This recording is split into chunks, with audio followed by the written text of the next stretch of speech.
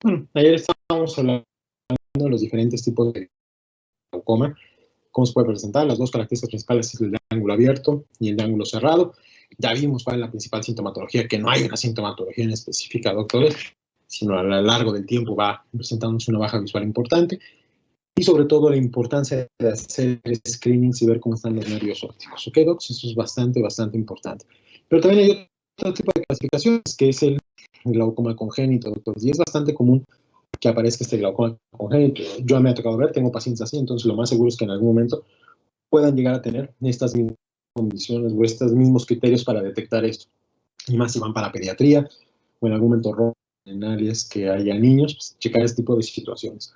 Y bueno, recordar propiamente que al momento de formación del globo ocular, es decir, al momento que se imagina la vesícula óptica y se empiezan a formar todos los el segmento anterior y la retina, se empieza a formar la placa del cristalino, pues este proceso de formación va a requerir un aporte extra de oxígeno, que a veces las mismas estructuras per se no lo pueden aportar de primera instancia.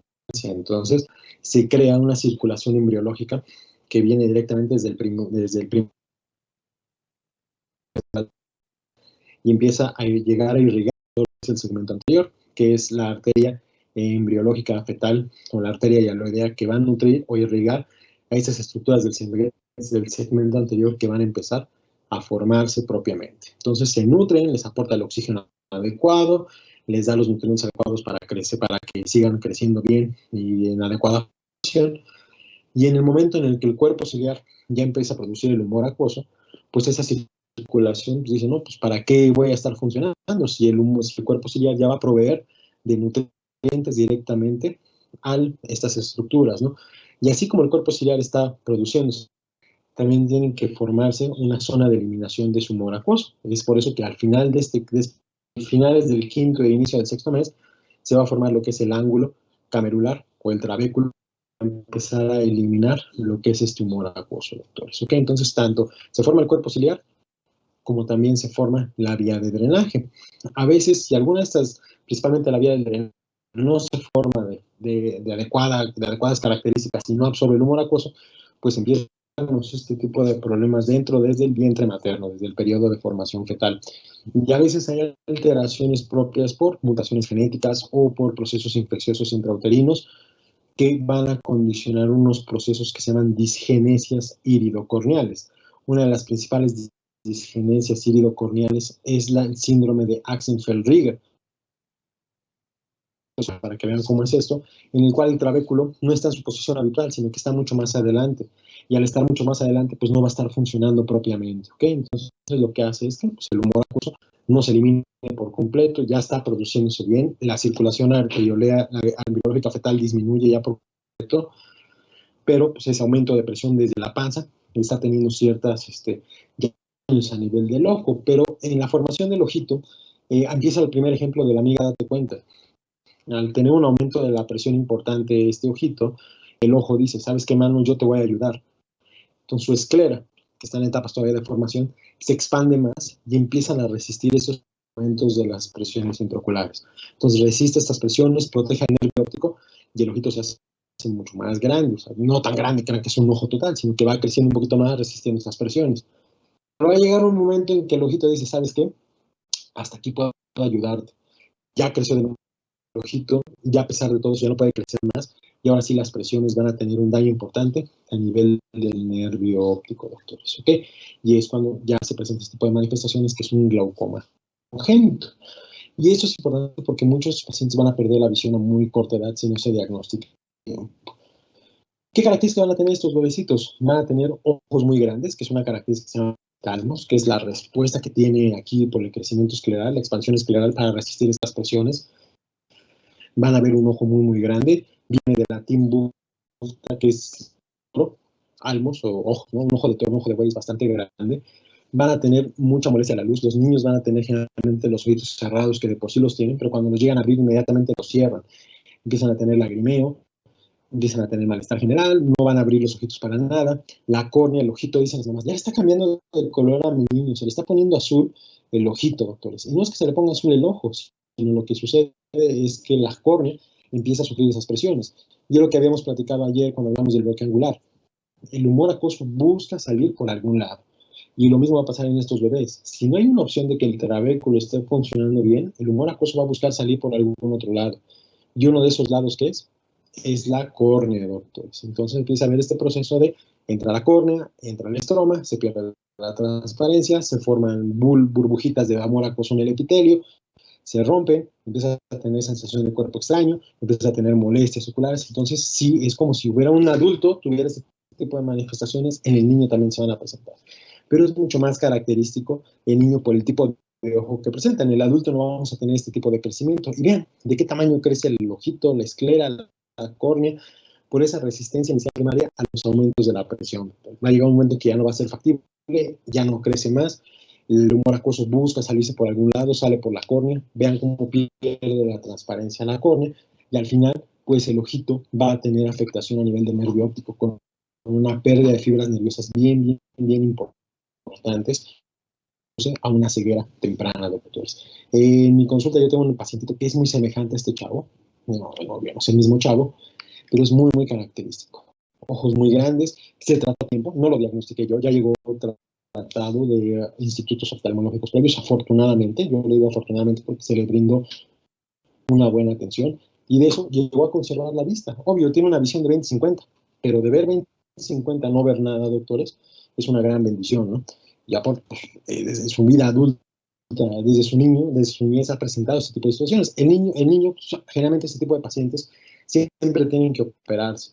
Realmente dar gotas, como los otros tipos de glaucoma que hablamos ayer, va a funcionar, pero son los primeros meses antes de llegar a un procedimiento quirúrgico. Y sí, mi chavo tiene gotitas, va a estar teniendo tratamiento en gotas, ¿ok? Pero ya es menor y ya está menos el efecto de que en verdad la presión está bajando. Y ahorita hablaremos de los procedimientos que él está teniendo. Entonces, uno de los problemas es detectar eso a tiempo para evitar que la visión siga afectando. Obvio, va a tener cambios visuales, va a tener cambios refractivos. Por ejemplo, este tipo de ojos, ¿qué tipo de problema refractivo creen que tenga, doctores? Miopía. Miopía, ¿por qué? Pues es un ojo muy grande, ¿no? Entonces queda con este déficit. Mi chavo tiene miopía, ¿no? Pero aparte tiene sus secuelas de su afectación de nervio óptico, porque aunque se atendió a tiempo, sí hubo daño a nivel del nervio óptico. Es por eso que les digo que la ceguera ocurre de forma doctores. Hay que diagnosticar que no hay alguna alteración propiamente de la córnea, que no haya habido un traumatismo al momento de su nacimiento, y hay que hacer lo mismo que hacemos en el adulto, doctores, ¿ok? Tomar la presión, ver el ángulo, ver el nervio óptico, pero esto es difícil que lo hagamos en una lámpara de hendiduras. Si ya a veces en el adulto cuesta trabajo, pues en un bebé es súper difícil. Todo lo que se hace es que tiene que entrar a quirófano, doctores, ¿ok? En quirófano se anestesia, se duerme todo el niño, y al momento generalmente se está realizando esto, que entra el oftalmopediatra y el glaucomatólogo. En el momento que exploran al niño, se decide el proceso quirúrgico y en ese momento se decide hacer desde una debridación propiamente de esas sinequias que hay a nivel del trabéculo. Vamos a liberar todas esas sinequias. Ahorita también les busco un video para que vean cómo es. O incluso valorar hacer unas vías de eliminación del humor acuoso que ya va a requerir porque no tiene un trabéculo funcional este niño. Entonces se hace tanto una trabeculectomía como una colocación de válvula de Ahmed, que ahorita vamos a platicar más adelante. Entonces el niño, sí de primera instancia debe de tener un diagnóstico, ver que tiene un cambio por aumentos de presión, dar medicamento hipotensor en ese momento nada más, pero al final y al cabo vamos a pensar en tratamientos quirúrgicos, trabeculectomía, válvulas de Ahmed, las goniotomías, que es la liberación de esas sinequias, y las iridotomías, que son las aperturas que vamos a ver también, que van acompañadas de la trabeculectomía. Y hay que actuar temprano porque la ceguera ocurre temprano, doctores. Entonces, probablemente muchos niños que veamos cieguitos, con mala visión, que no nos gusta todos, con un déficit visual muy severo, con la amaurosis, probablemente hayan tenido esto o una afectación de retinopatía del prematuro, doctores. ¿Okay? Entonces, bien importante ustedes, si van a ser médicos pediatras y que en su vida van a ver ojos, por lo menos sí, cuando nazca el bebé o estén en sus primeras consultas, vean cómo están sus ojitos, doctores. Si cualquier cambio, sí reportarlo de forma bien oportuna. ¿Ok, docs? Ahora, ¿dudas con glaucoma congénito?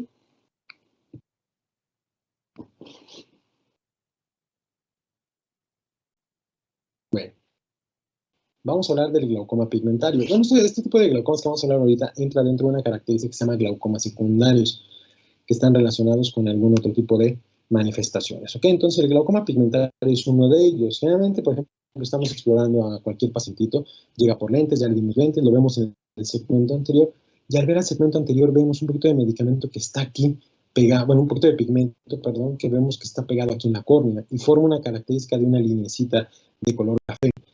Esto se llama uso de Krukenberg. Y al ver esto, inmediatamente tenemos que hacer dos cosas. Tengo que tomar la presión, bueno, tres. Tomar la presión intraocular, ver cómo está el nervio óptico y hacer una agonoscopía, doctores. En la agonoscopía, pues, ¿qué vamos a ver? Vamos a ver el trabéculo, y aquí está la línea blanca de Schwabe. Se ven totalmente pigmentados, doctores. ¿Y qué va a pasar? Este pigmento va a tapar la calle como si fuera la 13 Sur, cuando era una calle común y corriente. ¿Se acuerdan cómo se ponía la 13 Sur de afuera de su facultad? Se andaba y sacaban las balsas y ponían la música del Titanic. Lo mismo va a pasar aquí, doctores. No es basura la que está acumulándose aquí, sino es pigmento. Y estas situaciones a veces hay condiciones de que el paciente tiene esa tendencia genética a liberar pigmento, doctores, y se empieza a adherir a esta zona. A veces hay algunos medicamentos, por ejemplo la pilocarpina, que lo puede secretar a largo plazo, pero generalmente viene por un déficit de despigmentación. Solitos se van despigmentando y a veces un ojito hay que diferenciarlos bien, que no sean como los con el afán de comparar como los perritos, ¿no? Tengan un ojo de un color y otro ojo de otro color, ¿no? Pero es por un proceso de despigmentación o que hayan tenido un traumatismo como David Bowie, en paz descanse, señor, que tenía un ojito secundario de un traumatismo que tenía un color diferente a otro normal. Entonces hay que investigar este tipo de situaciones, ver cómo está la presión. Si la presión está elevada, hay que dar tratamiento hipotensor y lo mismo del otro. Si no baja la presión, buscar una cirugía. Pero si el paciente no tiene presiones elevadas, podemos dos opciones: mantenerlo en vigilancia, o si es como yo, que es un poquito con TOC, le doy un hipotensor de muy baja potencia para prevenirlo y darlo como neuroprotector, porque en algún momento lo más seguro es que ese trabéculo que esté acumulado va a aumentarle la presión a mi paciente. ¿Okay? Entonces, este es el glaucoma pigmentario. El otro tipo de ejemplo para este tipo de situaciones es el glaucoma por pseudoexfoliación. Aquí, por ejemplo, tenemos un paciente que llega por cataratas, llega con una catarata ahí, y por ejemplo, vemos acá, ya vemos que tiene una catarata, pues lo dilatamos, ¿ok? Le dilatamos el ojito, vemos el pigmento acumulado aquí, y vemos aquí que es, vemos, se ve una situación aquí blanquecina aquí a nivel del cristalino. Este es un depósito blanquecino que se llama exfoliación, es un material tipo albúmina, se queda acumulado sobre la superficie del cristalino, pero también queda acumulado a nivel del ángulo camerular, a nivel del ángulo trabecular. Así como el pigmento estaba tapándolo, este material blanquecino que vemos pegado ahí se queda bloqueado también en el trabéculo, haciendo que no se absorba el humor acuoso de forma adecuada, va a aumentar la presión y nos puede dar, además de la catarata, nos va a dar también cambios a nivel del nervio óptico, y por eso se clasifica como un glaucoma pseudoexfoliación, además de tener las presiones elevadas. Ese material anda por todo el cuerpo, generalmente lo vamos a ver en el ojito, y además ese material se va a quedar acumulado sobre la zónula, ¿ok? En la zónula va a presentar, que se acuerdan que es el ligamento que sostiene el cristalino, lo va a provocar, va a hacerlo más inestable, y al hacerlo más inestable, vamos a ver incluso un movimiento del cristalino que se llama facodonesis, en algunas situaciones que se mueve todo el cristalino, y cuando vemos esto en esta catarata, ya la clasificamos como una catarata complicada, doctores. Si se acuerdan ustedes, cuando vimos lo de los videos de catarata, habíamos platicado que habíamos que quitar la cáscara del mango, la cáscara del aguacate, que era la cápsula del cristalino, para poder quitar el cristalino, ¿no? Para poder destruirlo adentro o sacar toda esa catarata. Ya acuérdense que tenía que picar un poquito o con una cápsula, una pincita le quitábamos toda la cápsula. Al momento de que hacemos esto, doctores, tocamos, y ese paciente tiene esta condición, el cristalino se me puede ir hacia abajo. Ya no le decimos así, adiós. Fue para abajo el cristalino. Eso se llama submarino amarillo. Bueno, no se llama submarino amarillo, se llama luxación de cristalino. Es algo que debemos recomendarle a estos pacientes que pudiera llegar a suceder. Y pues bueno, si se va el cristalino, pues ya le hablamos al retinólogo y ya se emociona el retinólogo en sacar los cristalinos que se van hacia la retina. Ya después buscamos cómo podemos mejorar el lente intraocular, colocar un lente intraocular ahí, doctores, ¿ok? Entonces, es bien importante esto, y esto a la larga el paciente va a quedar todavía, a pesar de que esté operado y haya quedado bien y no haya pasado ninguna complicación, lo más seguro es que este paciente va a acabar con medicamento hipotensor toda su vida, porque ese material se va a seguir acumulando y no hay una causa específica por la cual se va a producir. Y por lo tanto tenemos también que vigilar el ojo contralateral. ¿Ok, docs? El otro tipo de glaucoma que se puede presentar es un glaucoma secundario de traumatismos, doctor. Y a lo mejor de primera instancia lo que vemos en estos pacientes es esto. Vemos un sangrado en cámara anterior. El sangrado en cámara anterior se llama ifema. Y pues imagínense, pues generalmente es un líquido casi como plasma lo que está filtrando. Ahora metes el líquido que tiene plasma, se hace más denso, tiene coágulos, tiene materiales formes, los eritrocitos, son células que propiamente per se están acumuladas ahí, pues eso va a hacer que sea presión intraocular. Pero no solo que aumente la presión intraocular, también va a hacer que estos elementos formes de la sangre, ¿qué va a pasar? Tapen el trabéculo como la pseudoexfoliación o el pigmento. Pues entonces los pacientes pueden tener elevaciones transitorias de la presión. Ya les comenté que siempre después de un traumatismo lo primero que tienen que hacer es abrir el ojo. Y hay dos escenarios. Que abran el ojo, que vean que se mueva, que vean que está íntegro totalmente el ojito, pueden ver que tiene una hemorragia, pero ahí está el ojito, que vea el paciente, por favor, pero si no, pues ya lo canalizamos con el oftalmo. O el segunda cosa que nos puede pasar al abrir el ojo es que se nos vacíe todo, doctores, ¿ok? De ahí no pasa, doctor, ¿vale? Pero siempre hay que abrir después de un golpe, tratar de abrir el ojito lo más que se pueda. No lo van a lastimar más de la cuenta, doctores. Por ejemplo, lo golpearon o le explotó un cohete, tuvo una hemorragia ahí en la cámara anterior. Yo debo de esperar, doy medicamento hipotensor, yo debo de esperar a que este sangrado se elimine. ¿Y por dónde se va a eliminar? Se va a eliminar por el trabéculo, tal cual. A veces tarda hasta una semana en eliminarse, y al eliminarse, pues ya se ve la zona clara, e incluso podemos ver, por ejemplo, si nos asemejamos a esta imagen, lo podemos ver que es por el iris, que se rompió acá. Eso se llama diálisis del iris, si se separó totalmente, y esto provocó el sangrado inicial, que ya se reabsorbió y ya no hubo ningún problema. Pero si, por ejemplo, este sangrado no se reabsorbe de primera instancia, ¿qué tenemos que hacer? Tenemos que entrar a lavar ese coágulo, porque a veces el sangrado, con los mismos elementos formas que hemos comentado, puede llegar a una pigmentación corneal, y esto nos puede condicionar a la larga una baja visual también en los pacientes, y ese no se recupera con ningún medicamento. Entonces, si a los 7 días no se reabsorbe el sangrado, hay que entrar a limpiar ese coagulito. Entonces. Y miren, aquí lo importante es eso, pues se elimina el sangrado, no hay ningún problema, vemos que hubo una diálisis aquí del iris. Esto de primera instancia es para que también vean anatómicamente la referencia de dónde está la raíz del iris y dónde está la zona del trabéculo. Esta zona que se separó de aquí es donde está el trabéculo, doctor. Entonces, ya al separarse, ya esa zona no va a tener una buena absorción. Se puede haber lastimado del trabéculo, doctor. Entonces, a lo mejor en ese momento no, pero hay que checar la presión de los pacientes. A la larga pueden condicionar aumentos de presiones porque esa zona del ángulo no está funcionando de forma adecuada, doctores. Nos va a dar lo que es una hipertensión ocular y a la larga un glaucoma, doctores. Entonces, bien importante ver cómo está la condición del ojo de un paciente después de un traumatismo, ¿vale? El otro tipo de glaucoma secundario es un glaucoma neovascular. Vamos a estar hablando ya constantemente en retina, doctores, y es otro vivo ejemplo de la amiga date cuenta, doctores. Hay un proceso isquémico, ya sea por diabetes, ya sea por un infarto de la arteria central, un infarto de oclusión venoso, más por arteria central, empieza mala oxigenación, y el ojito dice, güey, me hace falta sangre, me hace falta oxígeno, ¿qué hago? Y el ojito responde liberando un factor de crecimiento endotelial vascular que le va a ayudar de pelos porque va a crear nuevos vasos sanguíneos de los ya existentes. Entonces crea una nueva circulación, crea nuevos vasos, ayuda muy poquito al ojito, pero él considera que le está apoyando, como la amiga date cuenta, y al final son inservibles, no son suficientes, y vuelven a sangrar esos vasos, sigue habiendo un proceso isquémico, sigue liberando más ese factor de crecimiento endotelial vascular, e incluso pueden llegar no solo a quedarse en la retina, sino también pueden llegar a afectar lo que es el iris, doctores. Al llegar a afectar lo que es el iris, doctores, pueden llegar a formar lo que es neovascularización del iris muy importante.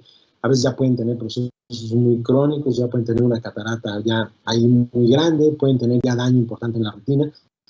Estos pacientitos con este tipo de situaciones ya no superan, doctores. Son pacientes que van literalmente al baño, hacen un pujo intenso y vemos que a la larga tienen un ifema, doctores, ¿ok? Se rompen esos vasos sanguíneos y hace que se eleve la presión y hace que duela los pacientes, ¿ok? Son pacientes con presiones arriba de 40 milímetros de mercurio. A veces los pacientes se adaptan a esas presiones, ya no les duele y sobre todo ya no ven. Y al ya no ver ese ojito, pues ya dejan de restar importancia, solo evitar que tengan dolor importante. Si hay un dolor importante, doctores, aquí tenemos que tomar medidas drásticas, doctores. A estos pacientitos, aunque ya no vean, hay que darle medicamento, pero si a pesar de eso el dolor no cede y la presión sigue hacia arriba, tenemos que plantear un proceso de evisceración, doctores. No puede haber ojos ciegos dolorosos. Entonces, si no lo logramos controlar con gotas para que mantenga su estética el paciente o su integridad anatómica, sí tenemos que hacer en un proceso quirúrgico de vaciar el ojito. Incluso el paciente te lo agradece. Dice, doc, gracias a Dios que me quitó este ojo que no me servía, porque ya no me duele y ya puedo dormir bien. Y tiene razón, si es un ojo que no ve, no tiene razón de estar ahí. ¿Okay? Y lo importante es que vean, no solo se forman en el iris, sino vean todos los vasos sanguíneos que se forman a nivel del trabéculo. ¿Y eso qué hace? Así que el humor acuoso no se elimine por completo y aumente la presión de forma constante. ¿Okay? Este es el glaucoma neovascular, ya hablaremos mucho de eso cuando hablemos de retinopatía diabética.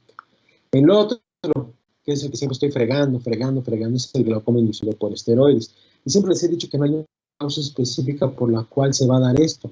Se supone, y la explicación más lógica es que el esteroide actúa como un profármaco.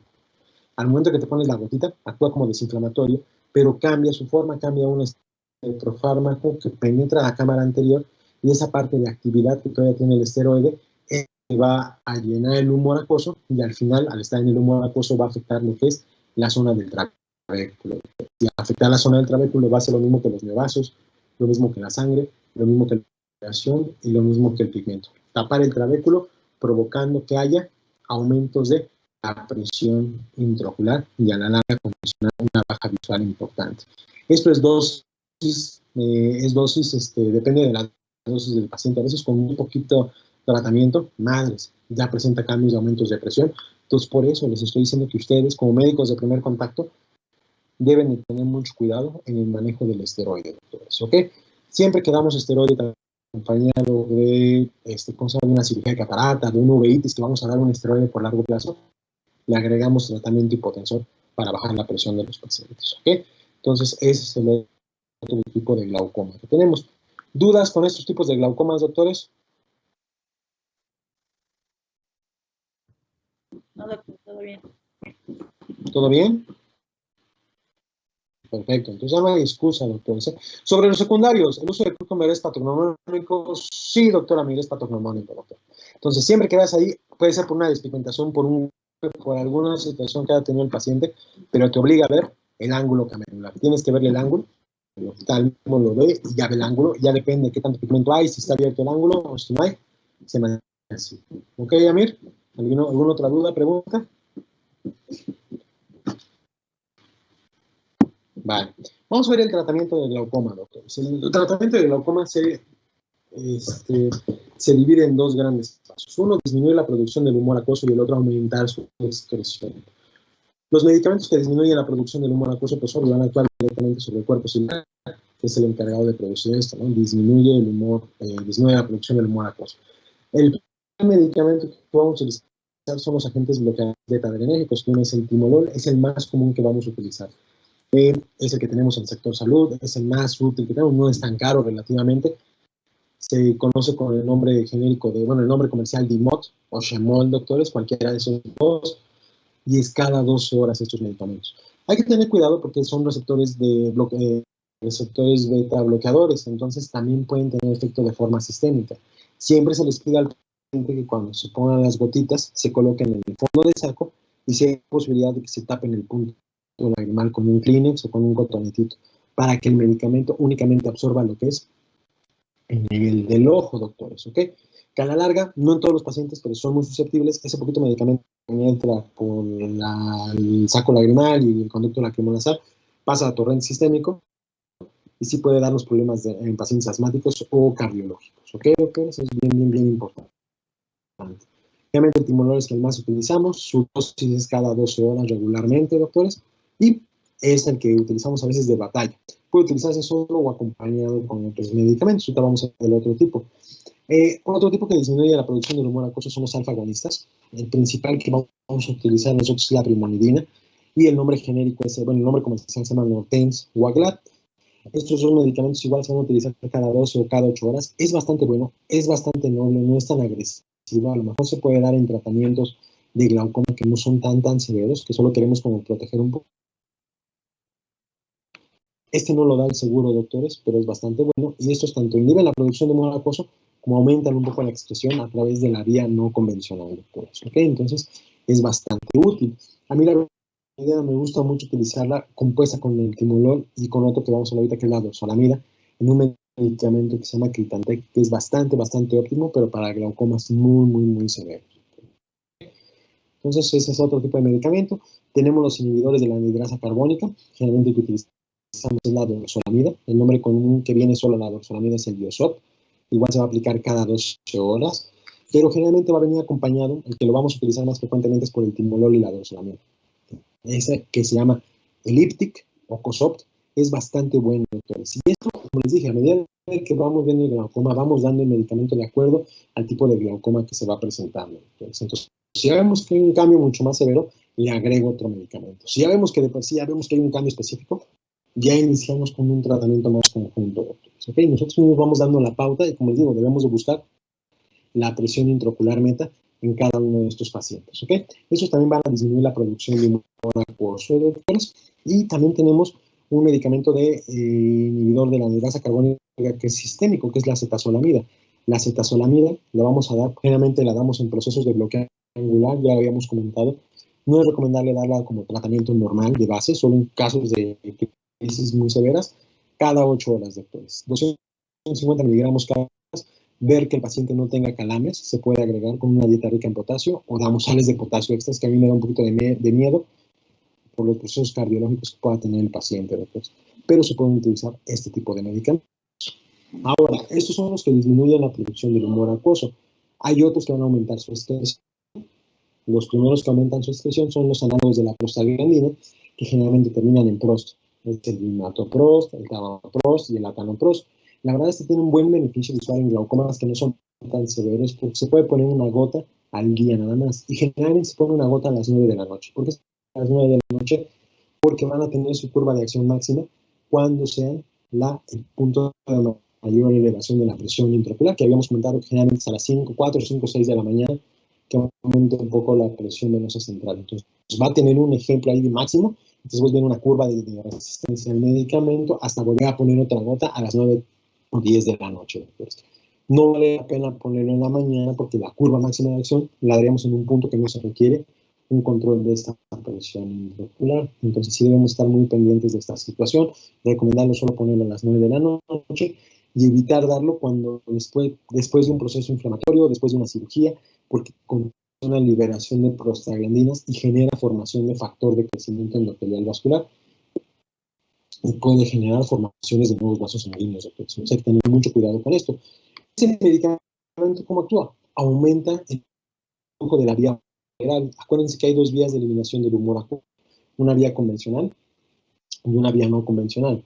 La no convencional es la que es el ciliar, vuelve a captar ese humor acuoso, generalmente solo absorbe el 10% de esto. Este medicamento lo absorbe hasta un 30-40% más. Eso permite que el cuerpo ciliar reabsorba y por la coroides se vaya eliminando este humor acuoso. ¿Okay? Entonces, es bastante útil, se puede ir acompañado también del timolol, de la dorzolamida, de la brimonidina, dependiendo de lo que queremos, podemos ayudar en este tipo de pacientes. ¿Okay? El otro medicamento que aumenta el flujo del humor acuoso son los parasimpático-miméticos, que es la pilocarpina. La pilocarpina, a diferencia de lo que les deje estudiar de los midriáticos o ciclopénicos, este no va a causar midriasis, este va a causar miosis. Y va a tener dos espectros importantes en esto.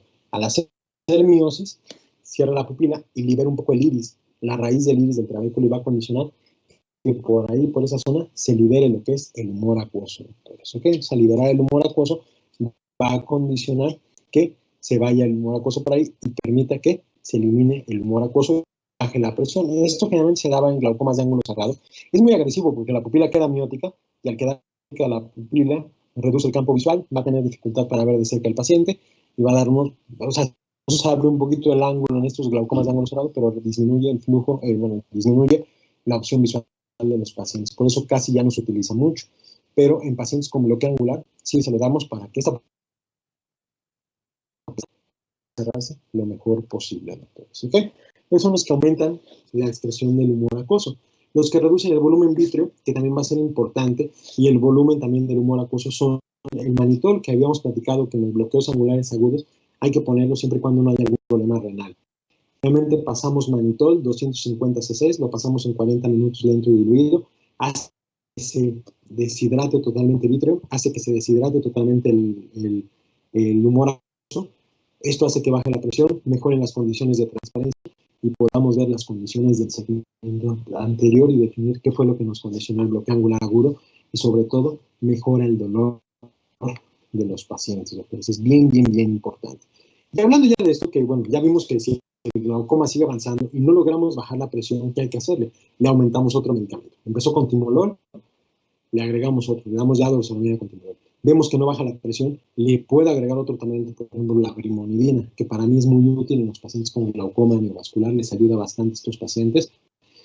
Tampoco lo tiene el sector salud, que es el Critantec. Entonces, si a pesar de eso, el paciente sigue teniendo dolor o sigue teniendo molestias por ese glaucoma tan severo que ya tiene, con presiones muy elevadas, que ahí sí va a haber dolor, pero que no se presenta de forma inicial, y a veces el paciente puede estar normal, sin dolor, pero tiene elevaciones de presión muy severa y con gran riesgo de que pierda su visión, y el tratamiento no ayuda, tenemos que pensar en el. Hay varios procedimientos quirúrgicos y los vamos a ver ejemplificados acá. Este primer procedimiento es una iridectomía, doctores. Es esa pequeña aberturita que se hace con el láser de iridio que va a romper, va a tener una fuerza disruptiva y vamos a hacer estas pequeñas aberturitas en la zona periférica del iris. Permitir que en los pacientes con bloqueo de ángulo cerrado o los pacientes con un glaucoma cerrado que tienen mucha predisposición a un bloqueo angular, por esa zona, si llega a haber un bloqueo, se elimine el humor acuoso y evite que haya un aumento de presión muy severa o súbita en estos pacientes, doctores. Se hace de forma profiláctica, es la única que se puede hacer como tratamiento inicial en algún paciente, generalmente con glaucoma de ángulo cerrado, y previene que haya más complicaciones. O si ya es un bloqueo angular agudo y nunca se hizo esto, si ya empezamos a cerrar la pupila, tratamos de hacer esas aberturas a nivel del iris. Hay que tener mucho cuidado porque atrás está el cristalino, entonces si nos emocionamos con el láser, podemos lastimar el cristalino y a la larga condicionar una catarata. Esta es una iridotomía, perdón.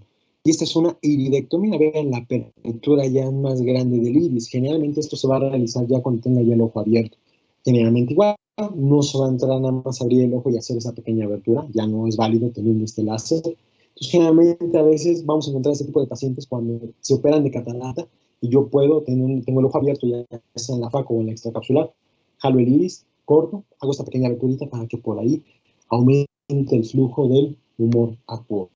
Entonces, es una iridectomía.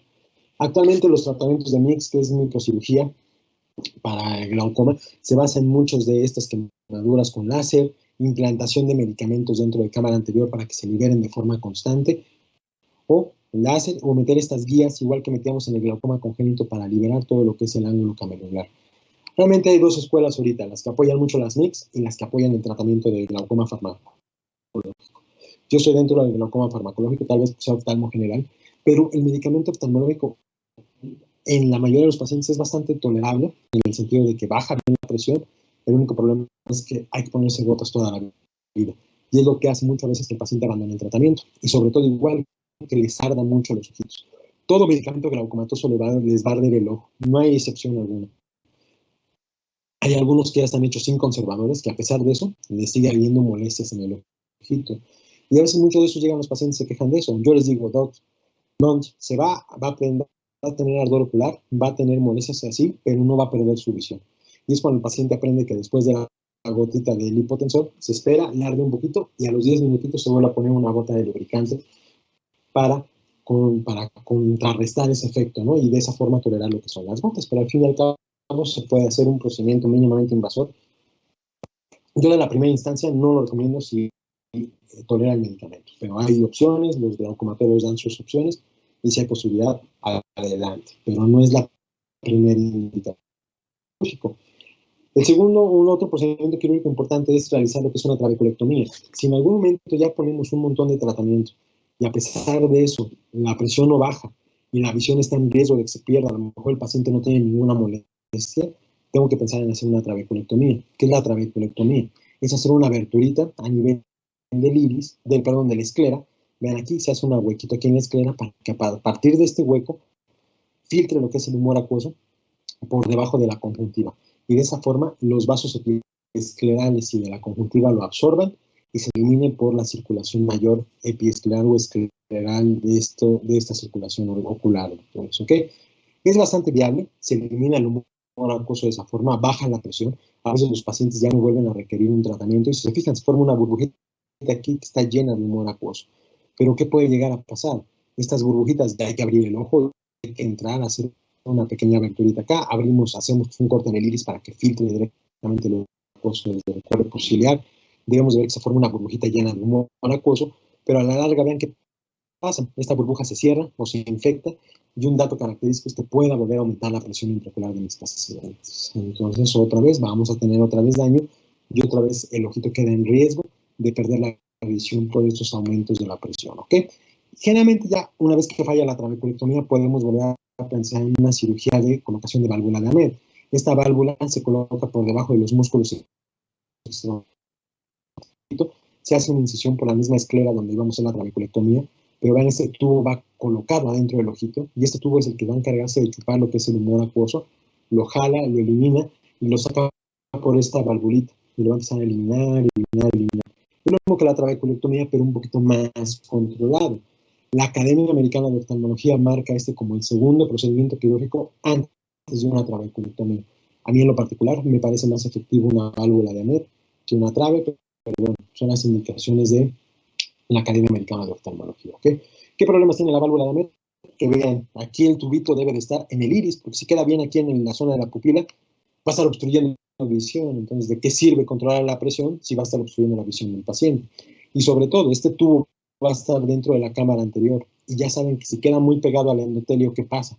Se lastima el endotelio, empieza a entrar líquido a la córnea se edematiza y viene todo ese desmadre que hablamos cuando hablamos córnea. Entonces hay que tener mucho cuidado, debe de quedar bien pegadito al iris sin haber algún roce a nivel de la superficie de la córnea.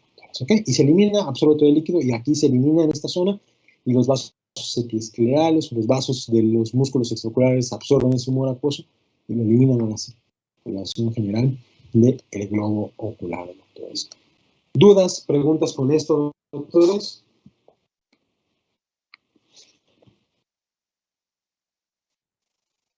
¿Todo bien? Bueno, hicieron su resumen, por eso ya no tienen dudas. Entonces, nada más, el próximo miércoles es examen. ¿Qué pasó, Andrea? Yo tengo una duda, doctor. Por ejemplo, en el caso de que se esté utilizando algún tratamiento combinado de gotas, ¿qué tiempo sería el indicado de separación entre ambas aplicaciones? De 10 a 15 minutos. ¿Con eso es suficiente? Con eso es suficiente, solo una gota. Ah, No es el tratamiento de glaucoma, solo viene para el mes exacto. Entonces, voy a poner 2 gotitas porque si no me cae la primera, se te acaba rápido y ya te dije que el costo generalmente de estas gotas está de 500 hasta 750 pesos. ok, muchísimas gracias. ¿Vale? ¿Alguien más?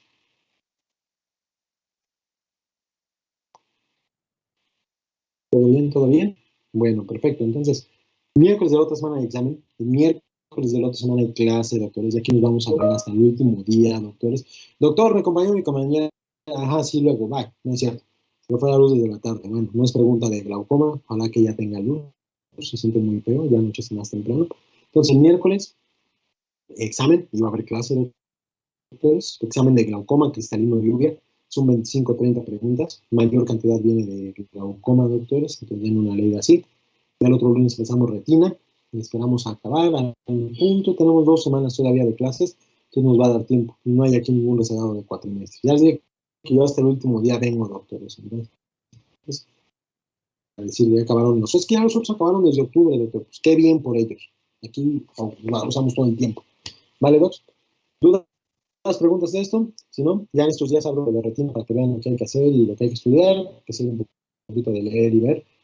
Y pues nos apuramos. Vale, docs, cuídense mucho y estamos al pendiente. Nos vemos. Bye, adiós. Gracias, doctor. Adiós.